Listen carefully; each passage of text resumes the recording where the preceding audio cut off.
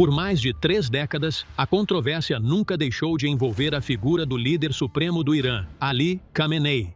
Ele não é visto apenas como um jurista religioso ou um governante político, mas sim como uma figura cuja palavra influente é traduzida em posições religiosas, políticas e sociais que atraem a atenção de públicos nacionais e internacionais. Suas decisões religiosas fátuas não se limitaram a questões tradicionais, como pureza ritual e atos de adoração. Em vez disso, eles se estenderam a arquivos importantes e sensíveis, incluindo armas nucleares, política internacional e questões delicadas, como a unidade sunita-xiita. Eles também abordam detalhes da vida cotidiana, como mulheres andando de bicicleta, a decisão sobre xadrez, música, rituais, autoflagelação, cerveja tete e tatuagens. Esse entrelaçamento de jurisprudência, política e mídia transformou as fátuas de Khamenei em material provocativo, no qual os textos oficiais se misturam com relatórios circulados por agências de notícias e plataformas de mídia social, tornando às vezes difícil distinguir entre o que foi realmente emitido e o que é apenas uma narrativa ou um boato. Neste vídeo, levaremos os espectadores a uma jornada cronológica estruturada pelas fátuas mais controversas, colocando-as em seus contextos jurisprudenciais e sociais e revelando a diferença entre os textos documentados e o que se espalhou pela mídia. Portanto, fique conosco até o final e não se esqueça de nos apoiar curtindo o vídeo e se inscrevendo no canal para receber todo o nosso conteúdo mais recente.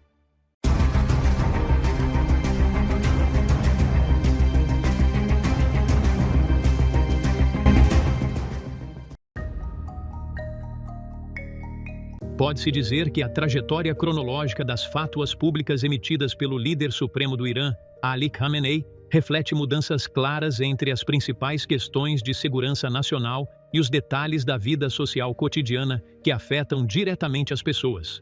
Esses marcos, documentados em sermões oficiais e textos verificados, formam um quadro abrangente da natureza da autoridade religiosa e política no Irã. Em seu sermão do Eid al-Fitr, em 18 de julho de 2015, Khamenei declarou inequivocamente que a produção, o armazenamento e o uso de armas nucleares são religiosamente proibidos. Haram. Essa declaração não foi um comentário passageiro. Em vez disso, ele se tornou um pilar fundamental citado repetidamente pelo Irã em seus arquivos internacionais. Ela foi apresentada como uma decisão religiosa obrigatória que proíbe armas nucleares, o que fez com que a posição do Irã parecesse internamente coerente em sua rejeição ao armamento nuclear por motivos religiosos e éticos. Essa postura foi além da esfera doméstica do Irã e tornou-se parte integrante de sua política nuclear no cenário global. Em 7 de outubro de 2010, outra fátua foi emitida com uma dimensão sectária e social altamente sensível.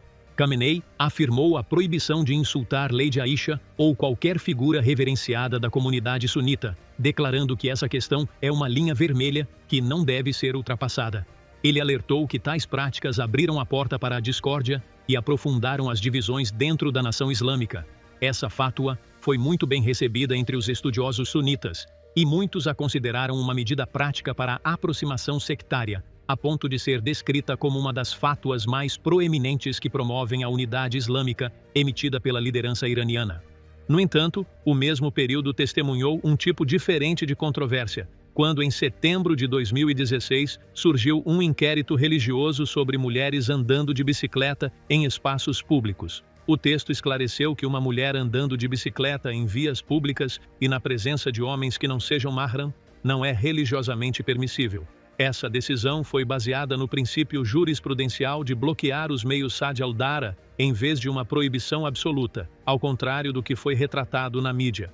No entanto, a fátua provocou um amplo debate sobre os limites da liberdade pessoal e o conceito de modéstia na sociedade iraniana.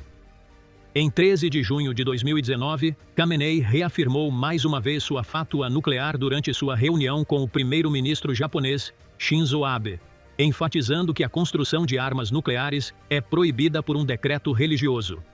Essa declaração fortaleceu ainda mais a presença da fátua em fóruns internacionais e deu a ela uma dimensão diplomática clara, pois começou a ser citada como prova do compromisso declarado do Irã com uma abordagem pacífica, mesclando assim a autoridade religiosa com a diplomacia política. Entre as questões mais importantes que provocaram um amplo debate nas fátuas de Ali Khamenei estão aquelas relacionadas a rituais religiosos, artes e jogos. Embora esses campos possam parecer não relacionados, eles revelam coletivamente uma lógica jurisprudencial baseada na reclassificação de práticas de acordo com dois aspectos centrais: obediência e discórdia. Com relação à música e ao canto, Khamenei faz uma distinção entre o canto associado à diversão e a licenciosidade, que é proibido tanto na execução quanto na audição, e a música livre dessas características, que ele considera inaceitável. Como resultado, a decisão se torna dependente do contexto e da intenção, em vez de um julgamento absoluto. Essas fátuas ganharam destaque especial nos debates sobre o canto feminino e os limites do que é considerado provocativo ou moralmente corrupto. No caso do xadrez, a decisão evoluiu de uma proibição absoluta para uma permissibilidade condicional. Khamenei sustenta que o jogo não é mais considerado um instrumento de apostas na era moderna, e, portanto, é permitido desde que seja jogado sem apostas. No entanto, o princípio subjacente permanece inalterado. Qualquer coisa que se enquadre na categoria de jogos de azar permanece estritamente proibida. Longe das questões políticas estratégicas e de grande escala, as fátuas do líder supremo do Irã, Ali Khamenei, se estendem a detalhes precisos da vida cotidiana das mulheres sobre a questão de olhar para o noivo. Ele permite que um possível noivo olhe para ela sem o hijab habitual com o objetivo de tomar uma decisão sobre o casamento, desde que isso ocorra apenas uma vez e sem qualquer intenção de prazer. Essa decisão foi vista como um distanciamento da percepção rígida comumente associada às normas do hijab em relação à modéstia e à cobertura. Khamenei enfatizou que não é permitido que uma mulher exponha seus tornozelos na frente de homens que não sejam maharas, acrescentando assim explicitamente os tornozelos às partes do corpo que devem ser religiosamente cobertas. Quanto à comunicação eletrônica entre homens e mulheres, a decisão adotou uma posição equilibrada, considerando-a permissível, desde que seja livre de excitação ou desejo e não represente um risco de levar à tentação fitna. Dessa forma, a fátua tenta conciliar as restrições religiosas com as exigências da comunicação moderna. Com relação à dança, a decisão foi mais rigorosa. A dança de uma mulher na frente de homens não mahram era categoricamente proibida, enquanto a dança de um homem era considerada proibida como uma questão de precaução obrigatória. A dança entre as próprias mulheres continua sendo permitida, desde que a reunião não se transforme em um momento de diversão e frivolidade. Em contrapartida, a decisão sobre tatuagens foi uma surpresa para muitos. Khamenei sustentou que a tatuagem é permitida porque a tinta fica sob a pele e não impede que a água chegue ao corpo durante a ablução ou o banho ritual e, portanto, não obstrui a pureza ritual. Essa posição atraiu atenção especial entre as gerações mais jovens. O desenvolvimento da mídia moderna, desde a fotografia até a transmissão ao vivo e a tecnologia de satélite, não foi apenas um fenômeno passageiro na jurisprudência contemporânea do líder supremo do Irã, Ali Khamenei. Em vez disso, constituiu uma nova arena para testar princípios religiosos estabelecidos contra realidades tecnológicas desconhecidas pela jurisprudência clássica. Com relação aos filmes fotográficos, Khamenei afirma que olhar para imagens estáticas difere fundamentalmente do contato visual direto com as próprias pessoas. A visualização de imagens de pessoas que não sejam do Maharam é considerada permissível se não houver luxúria e se não houver medo de tentação. Essa distinção reflete o entendimento de que uma imagem fotográfica não tem o mesmo impacto que uma interação física face a face.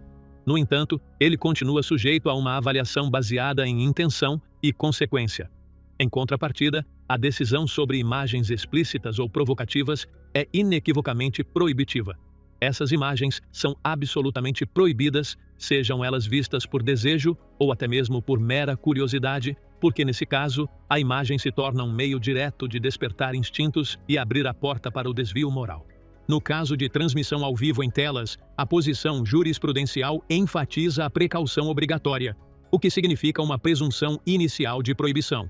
Isso se deve ao maior grau de realismo inerente à transmissão ao vivo e à sua maior capacidade de provocar respostas emocionais e sensoriais em comparação com imagens estáticas. Quanto aos satélites e às antenas receptoras, Khamenei os abordou como ferramentas com potencial duplo. capazes de serem usadas tanto para fins benéficos quanto para fins prejudiciais. No entanto, a facilidade com que o conteúdo corruptor pode ser acessado por esse meio fez com que sua decisão se inclinasse para a inadmissibilidade, a menos que um indivíduo esteja totalmente confiante em sua própria capacidade e na de sua família para evitar material proibido. Se você sabe que o objetivo de adquirir o dispositivo é assistir a canais ou programas imorais que violam a lei islâmica, então participar do fornecimento da ferramenta é considerado cooperação no pecado e, portanto, também é proibido. Ao examinar as fátuas de adoração e pureza ritual emitidas pelo líder supremo do Irã, Ali Khamenei, observa-se claramente a precisão rigorosa que rege essas questões. Nessa estrutura, os atos de adoração não são considerados completos, a menos que o indivíduo legalmente responsável adira rigorosamente às regras de pureza e impureza, ao banho ritual e à oração.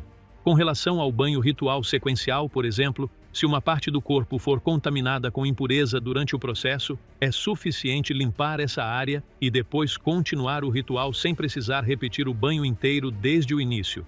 Essa decisão reflete um equilíbrio entre a manutenção da pureza ritual e o fornecimento de uma medida de facilitação para o adorador. Da mesma forma, com relação à oração realizada com roupas impuras, certas exceções são reconhecidas, como o sangramento contínuo de uma ferida que não pode ser interrompida, caso em que a oração é considerada válida devido à presença de uma desculpa legítima. Essas fátuas também destacam as regras relacionadas às impurezas rituais. Um cão selvagem é considerado inerentemente impuro, incluindo sua saliva, uma posição bem estabelecida na jurisprudência xiita. Os seres humanos, entretanto, são classificados de acordo com a afiliação religiosa. Aqueles que não pertencem às religiões reveladas são considerados ritualmente impuros, enquanto os seguidores de religiões divinas, como o judaísmo e o cristianismo, são considerados ritualmente puros. Essas classificações estão ligadas principalmente ao conceito de pureza ritual, e não às interações sociais ou práticas. Entre as questões mais debatidas está a decisão sobre chorar durante a oração. A fátua faz distinção entre o choro mundano acompanhado de som, como o luto por um parente, que invalida a oração, e o choro de outro mundo decorrente do temor a Deus, que é permitido e até mesmo aprimora o significado espiritual da adoração. O choro silencioso, por outro lado, não traz nenhuma objeção legal. Essa diferenciação precisa revela que as decisões religiosas não se limitam apenas à forma externa de uma ação, mas se estendem à intenção e ao propósito em que ela se baseia. As fátuas do líder supremo do Irã, Ali Khamenei, não se limitam a questões de pureza ritual e adoração. Eles se estendem a questões médicas e familiares em uma tentativa de reconciliar os desenvolvimentos modernos com as decisões da lei islâmica no campo da inseminação artificial e da fertilização in vitro. O recurso a essas tecnologias é permitido, desde que se evite o contato físico proibido ou o olhar ilegal. É enfatizado que a linhagem é atribuída ao proprietário do esperma, ao proprietário do óvulo e do útero, e não ao marido se o esperma não for dele. Até mesmo o uso do esperma do marido após sua morte é considerado permitido. No entanto, a criança resultante não herda, uma decisão que abre um amplo debate sobre linhagem, herança e direitos legais. Em relação ao planejamento familiar, o Omni permite procedimentos como ligadura de trompas para mulheres ou vasectomia para homens, se houver um motivo médico ou socialmente reconhecido válido, desde que não haja danos significativos. No entanto, a esterilização realizada com a intenção de impedir o crescimento populacional é considerada uma makruh repreensível, refletindo um esforço para equilibrar a liberdade individual com considerações demográficas. Quanto ao aborto, a decisão é rigorosa. Não é permitido em nenhuma circunstância, mesmo em casos de gravidez resultante de adultério. As compensações detalhadas do dinheiro do sangue são especificadas de acordo com os estágios do desenvolvimento fetal, desde o coágulo e o nódulo até a formação dos ossos. A única exceção é salvar a vida da mãe antes que a alma seja respirada no feto. Esse rigor reflete o grande peso que a lei islâmica atribui à santidade da vida. As fátuas também atingem uma das mais sensíveis mudanças de gênero. Ela é considerada inadmissível, a menos que evidências científicas e costumeiras comprovem que o indivíduo realmente pertence ao sexo oposto ou está entre aqueles classificados como intersexuais, cuja identidade sexual não está claramente definida. Nos casos em que um indivíduo passa por grave sofrimento psicológico por não se identificar com nenhum dos sexos, há espaço para a possibilidade de permissibilidade. Nesse ponto, a discussão se abre para questões complexas de identidade de gênero e reconhecimento legal dentro de uma estrutura religiosa tradicional. O livro Tahrir al-Wasila, do líder supremo do Irã, Ali Khamenei, dedica atenção especial e tratamento detalhado às regras do casamento temporário.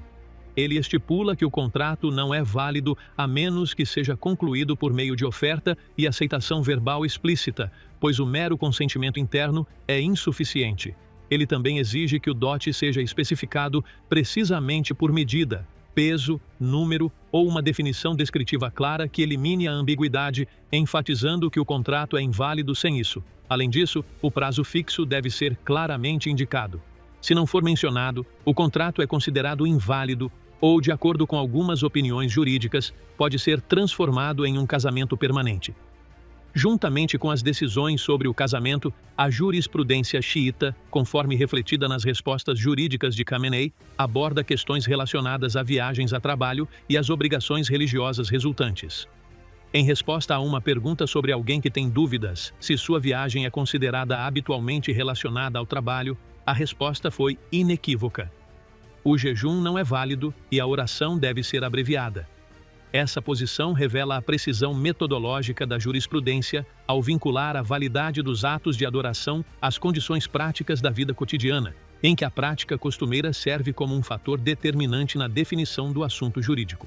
As viagens que as pessoas comumente reconhecem como ocupacionais alteram as regras de jejum e oração, suspendendo a obrigação de jejuar e tornando obrigatória a oração abreviada.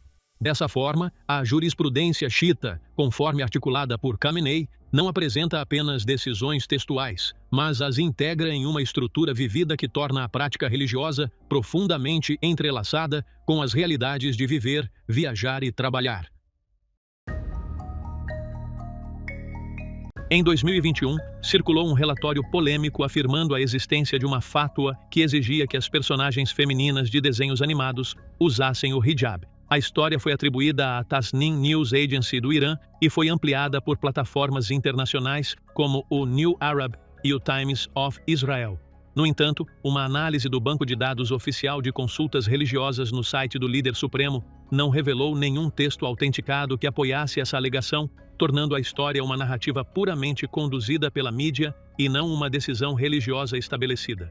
Entre outras alegações amplamente divulgadas, está a suposta proibição do uso de gravatas, com o argumento de que elas simbolizam a cultura ocidental. Essa narrativa geralmente aparece sem nenhuma referência direta a uma decisão oficial do site do líder supremo, o que levanta sérias dúvidas sobre sua origem. Na realidade, a questão das gravatas tende a aparecer no discurso iraniano dentro de uma crítica mais ampla dos símbolos culturais ocidentais, e não como uma fátua independente com força religiosa obrigatória. Essa distinção destaca a diferença entre uma opinião social ou política que critica os símbolos ocidentais e uma decisão jurisprudencial autorizada, emitida formalmente, uma diferença que é frequentemente perdida nas reportagens da mídia. Um dos arquivos mais delicados diz respeito às relações com a comunidade Bahá'í. Você pode encontrar o arquivo mais importante em seu site. As narrativas da mídia geralmente retratam o assunto como uma proibição absoluta de qualquer forma de interação, enquanto a realidade é mais complexa.